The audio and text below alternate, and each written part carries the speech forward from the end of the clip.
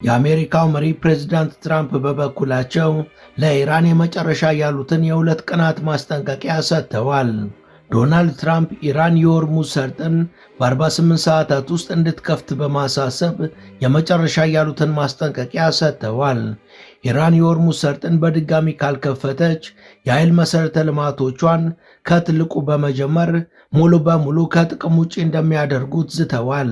ፕሬዝዳንቱ አሜሪካ በሆርሙዝ ሰርጥ ለሚጓጓዙ የጦር መርከቦች የደህንነት ዋስትና እንደምትሰጥ በተናገሩ ማግስት ኢራን ነዳጅ በጫኑ መርከቦች ላይ ጥቃት ፈጽማለች።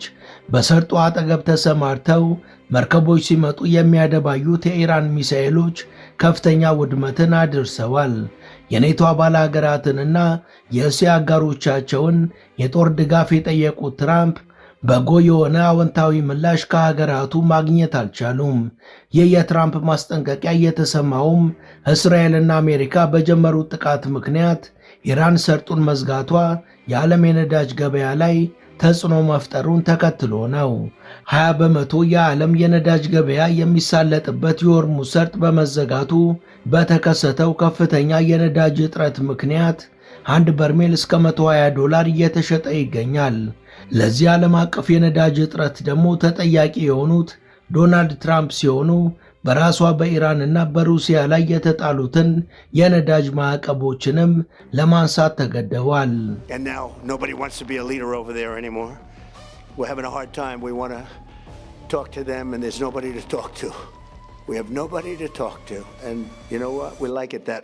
አሁን በኢራን ማንም ስልጣን ለመውጣትና ማስተዳደር አይፈልግም። እኛ እንዋይ ስንል እንኳን ማንም የሚያዋየን የለም። ይህ ደግሞ ለኛ ጥሩ ነው። አሁንም የሆርሙዝ ሰርጥ እንዲከፍቱ የ48 ሰዓታት ገደብ ነው የምንሰጣቸው። እምቢ ካሉ ግን ጥቃታችን በጥፍ የሚጨምር ይሆናል።